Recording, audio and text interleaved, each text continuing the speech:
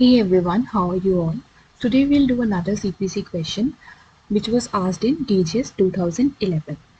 It relates to Order 21. So it says for an immovable property. So there is an immovable property situated at Kanpur. Where it is situated? It is situated at Kanpur. A suit is filed for specific performance. There is a suit for specific performance in Jaipur on the ground that agreement was executed in Jaipur. तो क्या condition थी कि जो agreement है वो जयपुर में हुआ है स्पेसिफिक परफॉर्मेंस का, इसीलिए चाहे प्रॉपर्टी हमारी कानपुर पे सिचुएटेड है बट हम सूट कहाँ डाल रहे हैं, जयपुर में डाल रहे हैं, ठीक है. And where both the proposed buyer and seller resided and worked for gain. So we know कि हमारा अगर जो सेक्शन हमारा 16 है उसमें जाएं तो उसका प्रोवाइजो है जहाँ पे लिखा जाता है कि जहाँ सब्जेक्ट मैटर, हमारा यहाँ पे सब्जेक्ट मैटर इमूवेबल प्रॉपर्टी है, ये हमारा सब्जेक्ट मैटर नहीं है. तो जहाँ पे हमारा सब्जेक्ट मैटर सिचुएटेड है वहीं पे डाली जाएगी suit. But there is also a proviso attached to section 16 of CPC which says कि अगर जो डिफेंडेंट है वो अगर कहीं और पे रिजाइड या फिर मतलब कैरी ऑन बिजनेस कर रहा है या फिर पर्सनली वर्क्स फॉर गेन और ये सब सिचुएशंस है तो वहाँ पे भी हम सूट डाल सकते हैं. तो proviso is basically written from the perspective of defendant ताकि दोनों पार्टीज को हम बैलेंस लेके चलें. तो यहाँ पे क्या हुआ, इसीलिए क्योंकि पार्टीज जो थी वो हमारा जयपुर में रह रही थी तो जयपुर में ही हमारा जो सूट था वो डाला गया. The suit is contested and decreed bye the court. तो डिक्री आ गई है उसकी एट द जयपुर, तो जयपुर में आई है. एंड अपील्स उसकी अगेंस्ट अपील भी डाली गई है अगेंस्ट द डिक्री, वो भी डिसमिस हो गई है up to the supreme court. तो एपेक्स कोर्ट ने उसको डिसमिस कर दिया है. तो अब क्या हो रहा है, एग्जीक्यूशन प्रोसीडिंग्स चल रही हैं. तो execution proceedings, the defendant will become the judgment debtor and the plaintiff will become decree holder. We know that takes up the objection. उसने objection ली है कि जो डिक्री है it is null and void. तो डिफेंडेंट ने ये objection ली है कि जो डिक्री है नल एंड वॉइड है. क्यों है?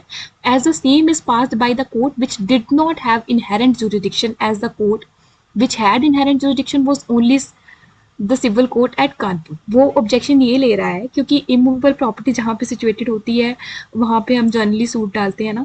तो ही सेज कि क्योंकि इमूवेबल प्रॉपर्टी जो थी वो कानपुर में सिचुएटेड थी तो हमें सूट भी कानपुर में ही डालना था. So now this decree is null and void. तो वो ये बोल रहा है, ठीक है. So what is the first part? So first part में इन्होंने पूछा है under what provision the objection is filed to the execution of the decree and will it succeed and if so why. तो क्या ये जो एग्जीक्यूशन का जो इन्होंने ऑब्जेक्शन डाला है इन एग्जीक्यूशन प्रोसीडिंग्स, तो क्या वो किस प्रोविजन में डाला जाएगा? अगर डाला जाएगा तो क्या वो सक्सीड करेगा? अगर करेगा तो क्यों करेगा? This is the question. So second question being what would be your answer if the plaintiff और द डिक्री होल्डर कंटेंट्स, अगर डिक्री होल्डर ये कंटेंट करता है that the objection raised by the judgment debtor is an objection not to the inherent jurisdiction, कि उसकी जो inherent jurisdiction है उसका ऑब्जेक्शन नहीं है बट ओनली को the territorial jurisdiction and which stands waived. तो वो वेव हो गया, हम डिस्कस करेंगे कैसे वेव हो गया. And then what would be the provision of CPC which would be relied upon by the decree holder. Now see, you have to understand the question properly here. What they are asking is only the provision, कि किस provision में आप डालोगे, ठीक है. दोनों question में, दोनों पार्ट्स में, फर्स्ट पार्ट में और सेकंड पार्ट में प्रोविजन ही पूछी गई है आपसे, ठीक है. ये नहीं पूछा गया है कि वेदर इट इज करेक्ट और नॉट. तो you have to focus mainly on the provision. You can also tell your reasons if you have time, ठीक है. तो but mainly you have to discuss about the provision and the law. So let us move on to the answer. Now in the first part they are asking कि जो objection है वो कौन से वाले provision में डाला जाएगा and will it succeed or not. So जो हमारा section 47 है of the CPC, ये हमारा बहुत ही बड़ी पावर्स देता है एग्जीक्यूटिंग कोर्ट को तीन चीज़ों से डील करने के लिए. सबसे पहले regarding if there is any question जो भी पार्टीज के बीच में अराइज हो रहा है regarding what all things. First of all regarding the execution of the decree. तो एग्जीक्यूशन के लिए है, डिस्चार्ज ऑफ द डिक्री के लिए है या सेटिस्फेक्शन ऑफ द डिक्री के लिए है. इन तीनों के लिए आप कोई भी क्वेश्चन एग्जीक्यूटिंग कोर्ट में डाल सकते हो, ठीक है. And this question shall be decided by the executing court itself and not by the separate suit.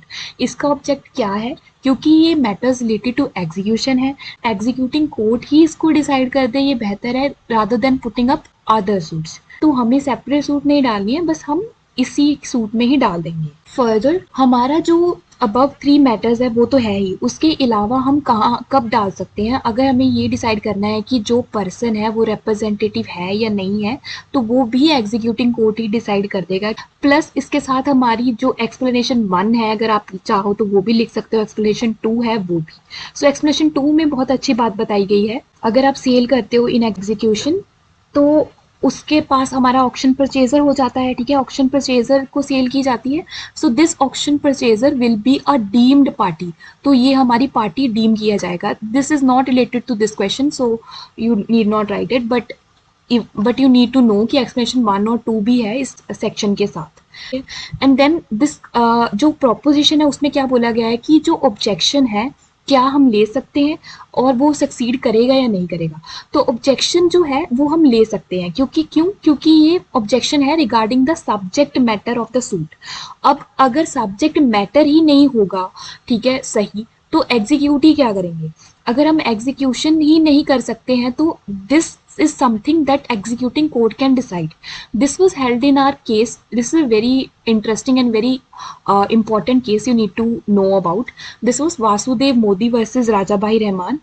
In this case, it was held कि when a decree is made by a court which has no inherent jurisdiction, that is to say कि उसके पास jurisdiction नहीं थी, उसने decree pass कर दी, and this is apparent on the face of it, this decree is a nullity. ऐसी decree को हम execute नहीं कर सकते बिकॉज उसका इनहेरेंट ही डिफेक्ट है, ठीक है, उसका टेरिटोरियल जुरिडिक्शन ही नहीं था, and such A decree can not be executed.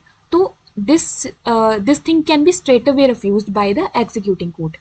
But where the objection is regarding the decree that does not appear on the face of the record and requires examination, और उसके लिए आपको decree की behind जाना पड़ेगा। Going behind a decree, this is a question that has been asked umpty number of times. So what is going behind a decree?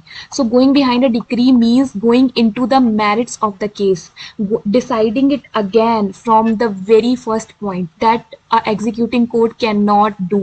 That is something not the work of executing court, ठीक है। तो अगर आपको उसकी ethos में जाना पड़ रहा है, उसके मेरिट्स में जाना पड़ रहा है, then you can not go behind the decree and then you can not decide such a objection. But यहाँ पे क्या हो रहा है, अगर उसका इनहेरेंट डिफेक्ट है and it is visible on the face of it, this is something executing court can go with, but not going behind the decree. Plus this is also very important, अगर आपने उसको trial court में on the very first opportunity raise नहीं किया है, and then the executing court will have no jurisdiction to entertain this objection. This case will be used also in the second part of the question. You kept on sleeping on your rights and you did not raise this objection in the trial court itself, then you cannot come again and say that we have this objection. This cannot be raised. Fine. So this was also held in very important case. This is very important. Kiran Singh versus Taman Paswan. It was held कि where decree is a nullity, that is to say this is lacking jurisdiction, the executing court can refuse execution because अगर उसके पास को decree he void ab initio हो गई है तो इसको हम nullity consider करते हैं, then we need not go for the execution and the executing court can refuse the execution. So ये हमारा हो गया, हमारा पार्ट 1 का आंसर हो गया कि ऑब्जेक्शन डाल सकता है, किस प्रोविजन में डाल सकता है, and will the court appreciate it, अगर वो अप्रिशिएट करता है तो किन ग्राउंड्स पे अप्रिशिएट करेगा। So this is our part 1। Coming on to part 2, हमारा पार्ट 2 ये था कि अगर डिक्री होल्डर जो है वो ऑब्जेक्ट करता है कि इसका जो डिफेक्ट ये बोल रहा है वो टेरिटोरियल जुरिडिक्शन का डिफेक्ट बोल रहा है, तो इसमें कौन सी प्रोविज़न का वो यूज़ करेगा, ठीक है। अगर उसको कंटेंट करना है कि मैं ये ऑब्जेक्शन को काउंटर करूँगा तो वो कौन सी प्रोविज़न में जाएगा, ये आपको बताना है। First of all you will discuss की जो टेरिटोरियल जुरिडिक्शन होगी अकॉर्डिंगली हमने पहले ही डिस्कस कर लिया, क्योंकि सेक्शन 16 जो है वो सब्जेक्ट मैटर के लिए डिस्कस करता है इमूवेबल प्रॉपर्टी का। अगर आपको रिकवरी करनी है इमूवेबल प्रॉपर्टी की, पार्टीशन, फोरक्लोजर, सेल, रिडेम्पशन या फिर कोई भी राइट डिटर्मिन करनी है, compensation for wrong to immovable property, and this is very important, recovery of movable property actually under distraint of attachment, तो वो कौन से कोर्ट में इंस्टीट्यूट होगी, उसी कोर्ट में इंस्टीट्यूट होगी जहाँ पे हमारा सब्जेक्ट मैटर है, तो ये तो हमारी प्रोविजन होगी, बेसिक प्रोविजन, बट इसके साथ हमारा प्लस प्रोवाइजो भी तो है। जो प्रोवाइजो ये बोलता है कि अगर डिफेंडेंट चाहता है कि अगर वो जहाँ पे लोकल बिजनेस वगैरह रन करता है या फिर रिजाइड करता है या फिर पर्सनली वर्क्स फॉर गेन्स, तो वहाँ पे भी हम जुरिडिक्शन ले सकते हैं। बेस्ड ऑन दिस हमारा कानपुर में भी हो सकता था, जयपुर में भी हो सकता था, ठीक है। तो टेरिटोरियल डिफेक्ट तो हम यहाँ पे ये इस बेसिस पे नहीं बोल सकते। तो वो ऑब्जेक्शन किस में लेगा, तो वो ऑब्जेक्शन लेगा हमारा सेक्शन जो है 21(1) ऑफ सीपीसी, जो कि बताता है कि अगर आपने प्लेस ऑफ सुइंग के रिलेटेड ऑब्जेक्शन नहीं लिया in the trial court itself, तो आप एपेलेट कोर्ट में और रिविजनल कोर्ट में उसे नहीं उठा सकते हैं unless consequent failure of justice है, या फिर उसको फर्स्ट उस अपॉर्चुनिटी पे लिया ही नहीं जा सकता था, ठीक है। तो ऐसा कोई रीज़न है तब आप ले सकते हो, अदरवाइज यू कैन नॉट। तो अब ये क्या हो गया, क्योंकि ये जो केस है वो हमारा ट्रायल कोर्ट ने तो पास कर ही दिया था, फिर हमारी अपील में गया तो अपील में भी डिसमिसल हो गया था, ठीक है।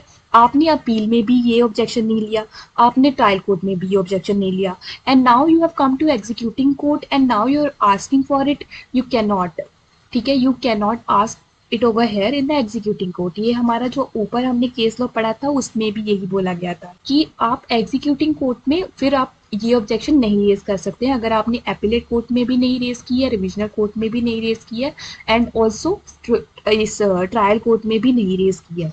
इस प्रोविजन के बेसिस पे जो डिक्री होल्डर है वो अपना कंटेंट कर सकता है कि जो जजमेंट डेटर ऑब्जेक्शन ले रहा है that is without any merit, because ना ही कोई कंसिक्वेंट फेलियर हुआ है। Obviously this is a matter of evidence कि आपको प्रूव करना है कि कोई फेलियर तो नहीं हुआ है, कोई जस्टिस का फेलियर तो नहीं हुआ। अगर वो earliest opportunity early possible opportunity पे लिया ही नहीं जा सकता था, या फिर लिया और वो रिजेक्ट हो गया, और किन ग्राउंड्स पे रिजेक्ट हुआ, तो ये question was only related to the provisions कि कौन सी प्रोविजंस यूज होगी, ठीक है। And but while we are in examination hall we panic and we write our own judgement, that is something we are not supposed to do in this particular type of question.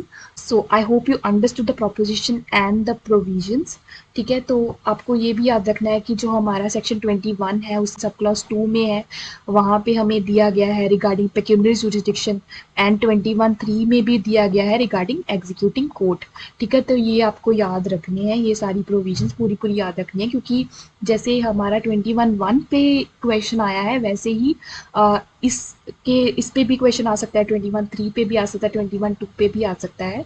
So you need to understand and also remember the subclause.